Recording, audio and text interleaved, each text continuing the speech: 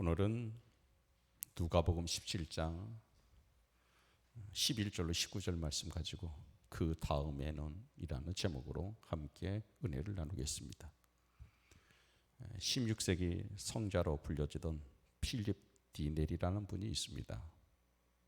당시에 이분은 명분대학이었던 컨티넨탈 대학교 교정에서 한 법대생과 대화를 하게 되었습니다.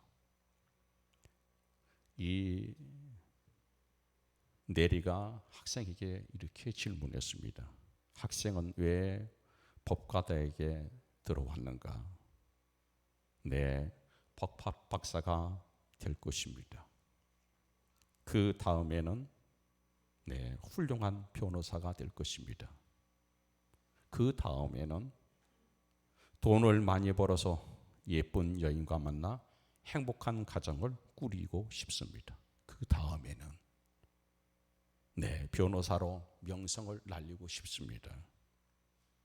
그 다음엔 몇 번이 반복되지 않아서 그 다음엔 나도 별 수 없이 늙고 병들어 죽겠지요. 다시 물었습니다. 그럼 그 다음엔? 대답을 못하고 머뭇거리고 있다가 이 학생이 오히려 네리에게 묻습니다. 그 다음에 나는 어떻게 됩니까?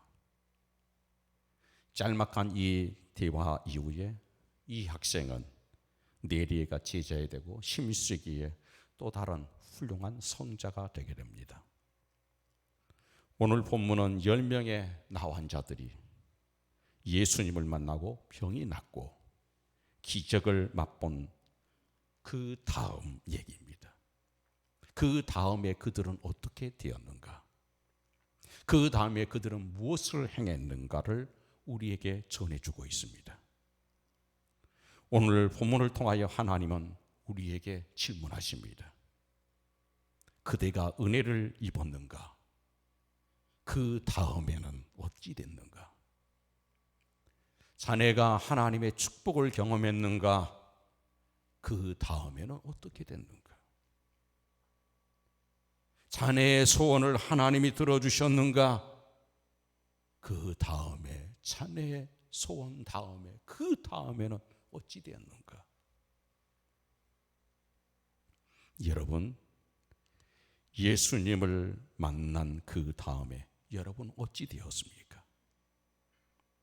능력의 주님을 만나 병 고침을 받고 그 다음에 여러분은 무엇이 달라졌습니까? 신앙생활이 연륜이 깊어지고 집사되고 권사되고 안수집사되고 장로되고 목사되고 그 다음이 문제라는 겁니다. 그 다음에는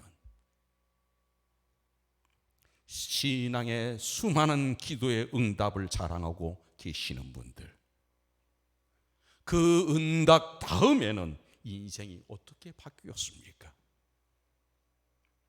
예수 믿고 신앙생활하고 많은 것을 얻었습니다. 그 다음이 없는데 무슨 의미가 있느냐는 겁니다. 병원 앰뷸런스 구급차를 운전하는 젊은 집사님이 계셨습니다. 걸핏하면 이분은 불평입니다. 위험한 운전을 감당해야 되는 일 자체가 불만스럽기 짝이 없습니다. 위험수당이 적다고 불평을 했습니다. 어느 날 둘째 애가 태어났습니다. 간호사가 아기 손가락을 셉니다. 손가락이 10개 달고 나온 것이 어찌 그리 감사한지 눈물이 핑 돌았습니다.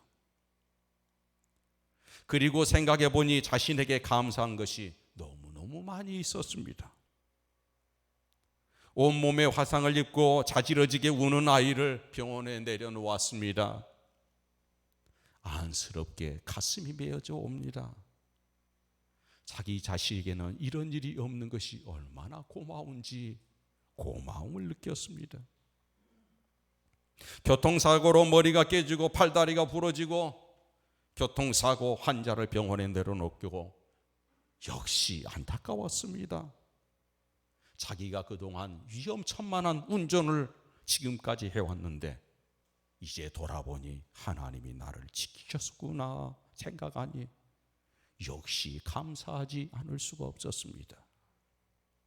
불이 나온 가족이 실려왔습니다. 또 작은 병원에서 더 이상 이제 치료를 할 수 없다고 포기해버린 환자를 큰 병원에다 옮겨다 주면서 불안하고 염려가 되었습니다. 그래, 역시 돌아보니 우리 가정에 이런 큰 어려움이 없다는 것이 감사하게 여겨졌습니다. 돌이켜보니 모든 것이 감사였는데 하나님께 감사할 수 있는 순간순간을 내게 주셨는데 왜 나는 이렇게 불평불만 원망이 많았던가 돌아보고 가슴을 치며 하나님 앞에 통곡했습니다. 오늘 본문 사마리아와 갈릴리 사이의 어느 구석진 마을에 나환자들이 모여 살고 있었습니다. 대부분 유대인들인데 평상시 같으면 상종도 하지 않을 사마리아 사람도 한 사람이 끼어 있었습니다. 동병상련일까요? 예수께서 지나가신다는 소문입니다. 몰려 나왔습니다. 가까이 갈 수가 없었습니다. 나병 환자들이 일반 사람들 가까이 갈 수 없는 것은 물론 저만큼 사람의 이기청만 들려도 손에 입을 대고 그들은 외쳐야 했습니다. 나는 부정하다, 나는 부정하다, 나는 문둥병 환자다. 이렇게 사람들에게 알리도록 되어 있었습니다. 본문 12절에 멀리 서서 예수 선생이여, 예수 선생이여, 우리를 불쌍히 여기소서. 이 한마디 말 속에 피 맺힌 한이 서려 있습니다. 이 환자의 고통이 가족으로부터 버림받은 병입니다. 보고 싶은 가정을 볼 수도 만날 수도 없는 병입니다. 저주받은 병으로 취급되어졌습니다. 내 인생만도 힘이 든데 온갖 가족들이 다 저 집안은 저주받은 집안이다. 저 가정은 하나님 앞에 죄가 많아서 저주받은 가족이다. 가족 모두 식구에게 고통을 안겨줘야 했던 병이었습니다. 치료의 길도 없었습니다. 방법이 있는 것도 아니었습니다. 희망의 꿈이 산산조각이 났습니다. 미래가 없었습니다. 다 부서져 버렸습니다. 예수께서 이 고통을 아시고 말씀하셨습니다. 가서 제자들에게 제사장들에게 너희 몸을 보이라. 가서 제사장들에게 내 몸을 보이라. 간혹 나병이 나았을 때 그것을 확인해 주는 사람이 있었습니다. 제사장이었습니다. 가서 보이라. 여러분, 이 말씀이 얼마나 애매한지 모릅니다. 병을 고쳐주겠다는 건지 고쳐주지 아니하겠다는 건지 썩어가는 자신의 몸을 빤히 보면서 제사장에게 간다는 건 특별한 용기가 필요했습니다. 내가 믿음이 있다고 함부로 나병 환자 10명이 예루살렘 한복판에 있는 제사장을 찾아간다는 것은 잘못하면 돌에 맞아 죽을 수도 있는 일이었습니다. 무모한 일인지도 모릅니다. 그러나 그들은 갔습니다. 놀라운 믿음이었습니다.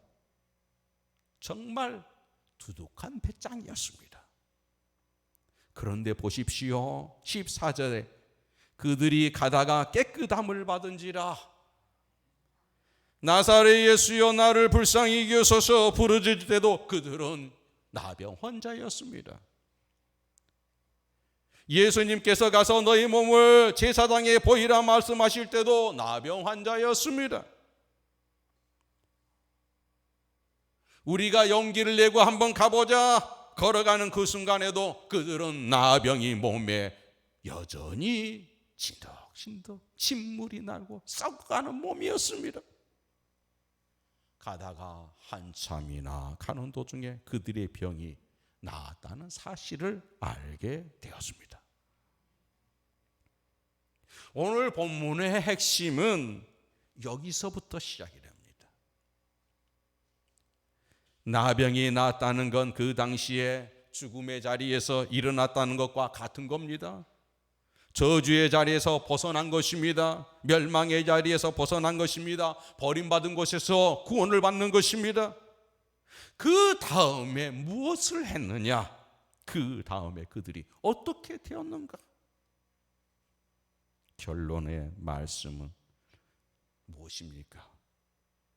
하나님도 알고 말씀도 알고 진리도 알고 율법을 배웠던 유대인들 9명은 한결같이 각자 자기 길로 가버렸습니다. 말씀을 알지 못하는 이방인 한 명만이 다시 예수께 돌아왔습니다. 그리고 감사했다. 여러분, 은혜 입은 자의 위기가 여기에 있습니다. 너희들이 많은 하나님의 은혜와 기도의 응답을 받았는데 너희들도 9명의 유대인처럼 살 수 있다는 얘기입니다. 한 명의 사마리아인처럼 예수께 돌아와 감사할 수 있는, 예수께로 갈 수 있는 영혼도 될 수 있다는 얘기입니다. 여기 감사한 이방인 한 사람만이 기적이 구원으로 바꾸어졌습니다. 병 고침이 천국으로 바뀌어졌습니다. 나병만 고침받은 것이 아니라 영원히 고침을 받았습니다. 병 낫고 세상으로 간 것이 아니라, 응답받고 세상으로 간 것이 아니라 예수께로 돌아왔더니 바로 그것이 하나님의 품이었습니다. 신학자 무신론자 니체가 하나님 죽음의 신학을 놓고 논쟁을 벌이고 있었습니다. 그런데 니체의 한마디에 신학자들의 입을 막아버린 말이 있었습니다. 성경을 읽어보니 성경 속에 분명히 하나님이 살아 계시더라. 성경 속에 예수님이 계실 때 예수 곁에 하나님이 살아 계시더라. 온 우주를 보니 절대자가 있다는 것을 나는 인정한다. 그러나 예수 믿는 사람들을 보니 하나님이 죽은 것이 분명하다. 예수 믿는 사람들을 보니 하나님을 지팡이 정도로 생각하다는 거다. 인생의 어려움을 겪고 병들고 상처 입고 쓰러지고 넘어져 예수를 지팡이처럼 의지하다가 이 모든 문제가 해결된 다음에, 응답받은 다음에 절대자가 필요하지 않으면 지팡이를 버리듯이 믿음을 버리더라. 예수를 버리더라. 어찌 예수가 살아있는가? 하나님을 알지 못하는 사람들과 신앙의 깊은 관심이 또 믿음의 열정적인 사람들을 비교해 보니 다를 바가 전혀 없더라. 이것을 보니 하나님이 계셨다고 하면 하나님이 죽은 것이 분명하다. 그는 이렇게 주장했습니다. 9명은 도대체 어디로? 병만 고침받고 도망간 9명의 유대인들. 예수 선생이여 우리를 불쌍히 여기소서 부르짖어 기도했던 사람들입니다. 예수의 소문을 듣고 낫고 싶은 열망이 있었던 사람들입니다. 예수의 능력을 인정했던 사람들입니다. 예수의 이름을 부르면 고침받는다고 확신했던 사람들입니다. 가서 제사장에게 너희 몸을 보이라 말할 때 제사장을 찾아갈 용기와 믿음이 있었던 사람들입니다. 그러나 병 나은 이후에 그들은 예수님께 돌아오지 않았습니다. 사마리아 사람이 돌아오기 전에 아마 권면했겠죠. 우리 예수께 다시 갑시다. 우리의 병을 고쳐준 이 저주에서 건져내신 그 예수께 우리 갑시다 했겠지요. 이 병이 나은 9명은 어디로 갔을까요? 그 다음에 그들이 뭘 했을까요? 동일한 성경 본문을 다 뒤져봤습니다. 성경 66권 9절을 다 찾아봤습니다. 이들에 대한 기록은 하나도 없습니다. 어디서도 찾을 수가 없습니다. 그런데 돌아왔던 그 사람의 흔적, 예수께로 온 사람의 흔적은 있습니다. 무엇을 얘기하나요? 제 길로 돌아와졌던 그들의 삶은 아무런 가치가 없다는 것을 성경이 입증해 주는 겁니다. 여러분, 오늘 본문은 우리가 믿음이라고 생각했던 것들 가운데 믿음이 아닌 가짜가 얼마든지 있을 수 있다는 겁니다. 속지 말라는 겁니다. 예수는 능력이 많다 하더라. 예수 만나면 어떤 병에든 걸려 기적이 일어난다고 하더라. 불가능이 없다고 하더라. 예수님에 관한 많은 지식이 믿음이 아닐 수 있다는 겁니다. 심지어 성경적인 지식이 얼마든지 그 지식으로 끝날 수 있다는 겁니다. 이것을 오늘 우리에게 본문은 확인시켜 줍니다. 달려나와 부르짖었습니다. 기도했습니다. 통곡하고 예원했습니다. 이런 과정들이 자기의 한으로 끝날 수 있다는 겁니다. 속지 마시라는 겁니다. 교회에 와서 눈물 흘리며 기도하는 거 여러분 정말 귀한 일입니다. 그러나 그것은 진정한 믿음, 진정한 은혜로 나가는 통로일지언정 눈물 자체가 믿음이 아닐 수 있다는 겁니다. 그러면 믿음이 무엇인가? 여러분, 한국 기독교 초기에 어떤 선교사님이 설교를 했습니다. 앞줄에 앉아있던 백발의 할머니 한 분이 앞자리에 앉아서 눈물을 훌쩍 흘리는 겁니다. 선교사님이 감동을 받았습니다. 그리고 서툰 말로 설교했는데 어쩌면 저렇게 눈물을 흘리고 충만해질까? 설교를 마치자마자 내려와 그 할머니의 손을 붙잡았습니다. 아이고, 할머니, 무엇이 그리 하나님께서 할머니에게 은혜를 주셨습니까? 그랬더니 이 할머니 왈 선교사님의 파란 눈을 보니까 며칠 전에 죽은 고향이 생각이 나서 내가 눈물이 났습니다.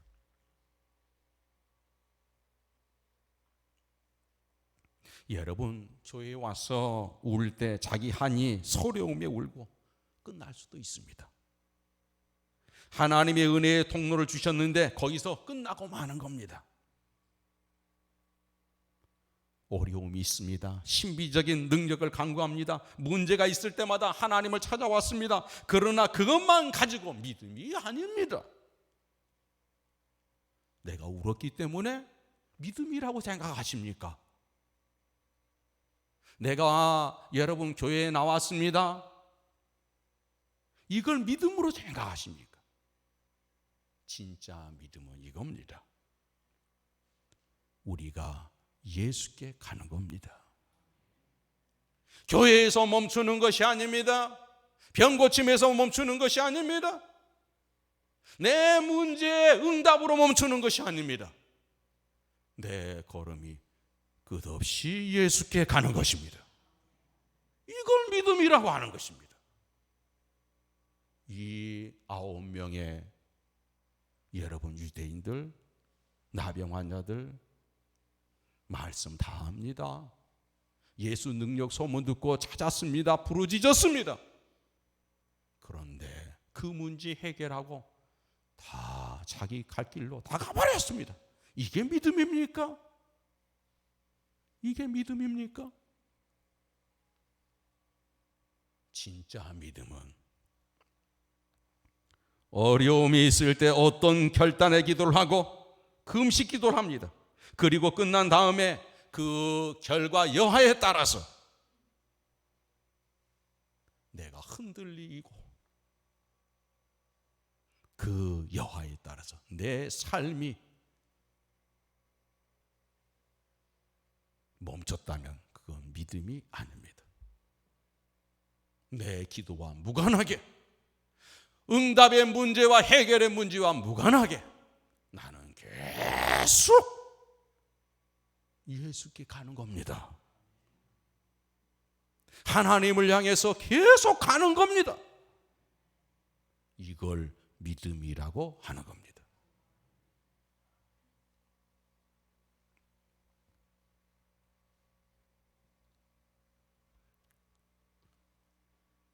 기도한 것 때문에 넘어지지 않고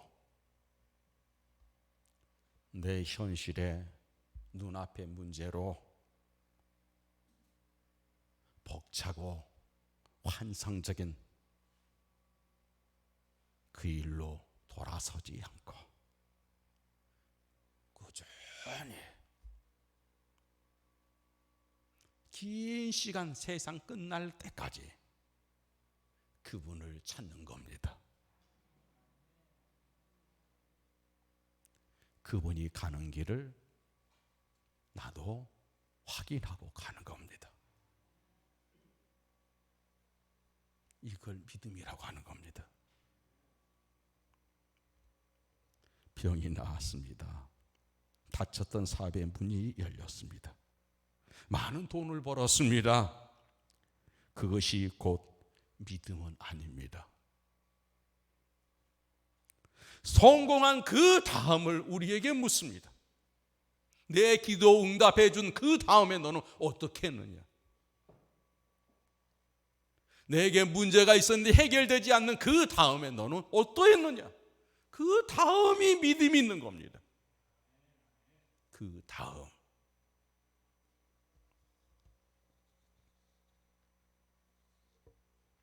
저는 오늘 이 시간 우리 열린교회 모든 성도님들이 그 다음을 묻는 이 물음에 믿음의 응답의 길을 가기를 바랍니다. 예수 따라가는 겁니다. 한 줄기의 빛처럼 때로는 안개도 끼고 희미해지고 침침해진다 할지라도 더 간절하게 그분을 찾으며 부르며 쫓고 또 쫓고 가는 겁니다. 비로소 이 관계가 하나님과 나는 뗄 수 없는 관계, 떨어질 수 없는 끈, 이 끈을 믿음이라고 하는 것이죠. 사랑하는 성도 여러분, 병 낫는 기적을 넘어 구원 얻는 기적까지 갈 수 있기를 축복합니다. 축복받는 것을 넘어 구원받는 놀라운 그 천국의 자리까지 가는 은혜가 있기를 바랍니다. 내 믿음이 너를 구원하였느니라. 우리 이 말씀을 들어야 합니다. 은혜 받은 기적을 넘어 감사하는 기적까지 갑시다. 만약 오늘 우리가 그 9은 어디가 있느냐 주님의 안타까운 음성을 듣는다면 정말 우리는 이 세상에서 가장 불쌍한 사람입니다. 예수님과 뗄래야 뗄 수 없는 관계, 그 관계까지 가는 것이 믿음인 것입니다. 어느 목사님이 청년교회에 가서 젊은 교회입니다. 설교를 했습니다. 그날의 설교 내용이 물이 변하여 포도주가 되었던 이적의 여러분 설교였습니다. 끝난 다음에 한 청년이 이 목사님께 황급히 찾아왔습니다. 목사님, 오늘도 물이 변하여 포도주가 된 사건이 있습니까? 네, 있습니다. 아니, 어디 있습니까? 그런 일이 없는데 왜 그런 설교를 합니까? 이 청년이 목사님께 따졌습니다. 그때 목사님이 그랬습니다. 청년이요, 그 기적 우리 교회에 가면 있습니다. 우리 교회 아무개 집사님이 그 기적을 보일 겁니다. 그래요? 그래, 주소를 받아 그 여러분 궁금한 청년은 집사님의 집을 찾아갔습니다. 그리고 목사님 얘기를 전하고 물이 변하여 포도주가 된 것 좀 보여달라고 했습니다.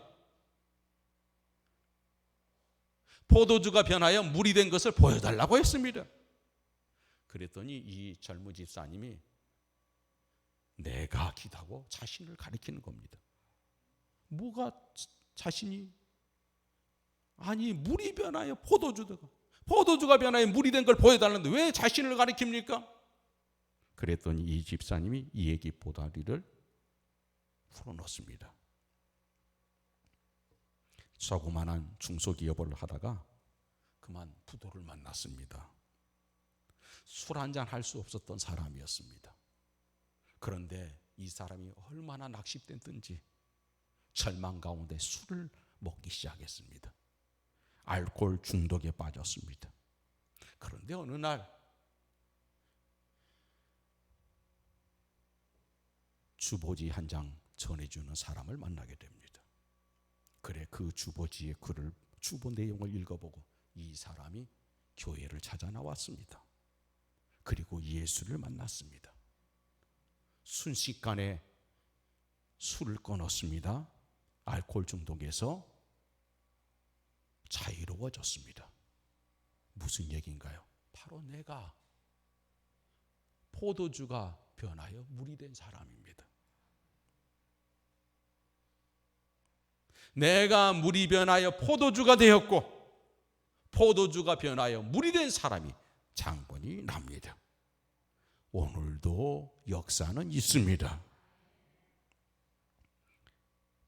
여러분, 물이 변하여 포도주가 되듯이 주님 안에 기적을 경험했으면 우리도 변화된 일이 있어야 되지 않겠습니까? 아홉은 어디 있느냐? 예수님이 묻습니다. 여러분, 내가 직분 받고 내가 권사요, 장로요, 목사 그것으로 감사드리고 있습니까? 남편, 자식들, 아내 어디 있느냐고 주님은 묻습니다. 병난 것만 감사하겠습니까? 예수의 피로 구원받지 않았느냐? 죽음의 자리에서 내 생명이 연단되지 않았느냐? 소중한 가족을 주셨고 귀여운 자녀들을 허락하지 않았느냐? 아홉은 어디 갔느냐? 이거 감사하고 저거 불평할 때, 오늘은 감사하고 내일은 원망할 때 그 아홉은 어디 갔느냐? 하나님의 은혜는 감사한다 하면서 부모 은혜는 망각하는 그 아홉은 어디 있느냐고 묻습니다. 은혜 받은 그 다음에 무엇을 하셨습니까? 우리 신앙이들에게 대단히 중요한 문제입니다. 사랑하는 여러분, 예수께로 돌아가는 것은 축복의 매듭입니다. 예수를 계속해서 찾아가는 것은 구원의 완성입니다. 한 이방인이 예수께 돌아와 감사할 때 주님 말씀하셨습니다. 일어나가라, 내 믿음이 너를 구원하였느니라. 육신의 병도 고치고 영혼까지 구원받았습니다. 이 땅에서 복을 받고 천국까지 복으로 얻었습니다. 이것이 믿음이라는 것입니다. 이 세상과 바꿀 수 없는 것이 있어야 하고 그것을 얻어야 합니다. 일시적이고 순간적이고 말고 영원한 가치를 얻어야 합니다. 이것을 믿음이라고 하는 것입니다. 여러분, 예수께 돌아와 받은 가장 큰 은혜는 무엇입니까? 예수를 얻는 복입니다. 세상 다 얻고 예수님 잃으면 다 잃은 겁니다. 세상 다 잃고 예수님 얻었다면 다 얻은 것입니다. 영원한 복은 오직 예수 그리스도입니다. 여러분, 은혜 받은 사람이 어떻게 살까요? 여러분, 그 말씀을 보여주는 것이 베드로 얘기입니다. 밤새도록 그물을 던지고 또 던졌는데 고기 한 마리 잡지 못했습니다. 실패의 밤이었습니다. 그 다음에 잘했습니다. 그 다음에 실패를 여러분 삼아서 예수를 얻었습니다. 고기를 잡고 예수를 만나서 그물을 찢어들 만큼 풍성한 고기의 만삭을 이뤘습니다. 그 다음에 그 고기를, 그 배를 버려두고 예수님께 달려갔습니다. 이게 믿음인 겁니다. 여러분, 예수님을 모른다고 부인합니다. 무서운 배신의 죄를 지었습니다. 그러나 그 다음을 잘했습니다. 회개하고 예수님의 은혜를 구했습니다. 역시 예수께 달려갔습니다. 우리는 실패 때문에도 예수님을 만나야 됩니다. 여러분, 인생 살다가 어떤 실패를 당한다 할지라도 그 실패를 가슴에 끌어안고 예수께로 돌아오기를 바랍니다. 실패 않고 세상으로 가면 여러분 망하는 것입니다. 기껏 가는 게 어디입니까? 여러분, 포장마차 아니겠습니까? 거기에는 응답이 없습니다. 실패를 안아주시고 회복해 주실 예수께로 오시기를 바랍니다. 여러분, 그 성공 안고 세상으로 가면 안 됩니다. 제잘난 못에 살면 여러분 안 됩니다.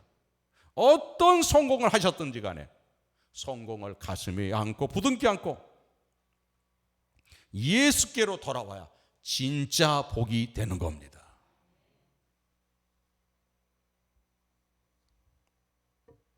여러분, 예수께서 9을 찾으셨을까요? 그 9은 어디 있느냐? 책망하기 위해서였을까요? 그 9은 어디 있느냐? 나병 환자들로 하여금 감사의 소리를 들어야 됐을까요? 그 9 어디 있느냐? 예수께서 자신의 공로를 여러분 드러내기 위해서였을까요? 아니었습니다. 그 9을 찾으신 것은 그 9에게 영원한 축복, 구원을 주시기 위해서였습니다.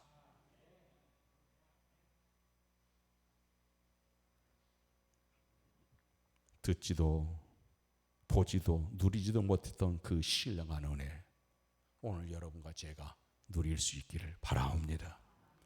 우리 믿음은 어디인가? 내 위치에서, 내게 응답의 위치, 내게 축복의 위치, 내게 기적의 위치, 그 위치에서 더 가셔야 됩니다. 그 마음 갖고 예수께 가셔야 됩니다. 거기에 우리 주님이 주시고자 하는 모든 은혜와 축복이 있는 겁니다. 사람은 감사 깊이만큼 성숙한 사람이요, 감사의 크기만큼 행복한 사람이다. 존 밀러의 말입니다. 오늘 이제 마지막으로 한 시인의 감사라는 짤막한 시를 소개해드리며 마치려고 합니다. 감사만이 꽃길입니다. 누구도 다치지 않고 걸어가는 향기 나는 길입니다. 감사만이 보석입니다. 슬프고 힘들 때도 감사할 수 있으면 삶은 어느 순간 보석으로 빛납니다. 감사만이 기도입니다. 기도 한마디 드리지 못해도 그저 고맙다 고맙다 되풀이하다 보면 어느 날 삶 자체가 기도의 강을 흘러 가만히 눈물을 흘리는 자신을 보며 감독하게 됩니다. 이혜인 씨의 시였습니다. 기도하겠습니다. 하나님 아버지, 감사합니다. 우리의 믿음의 그 다음이 얼마나 가치 있고 귀한 것인지 보았습니다. 우리가 가짜 믿음에 현혹되고 속지 않게 해 주소서. 예수님의 이름으로 간절히 기도 올려 내라. 아멘.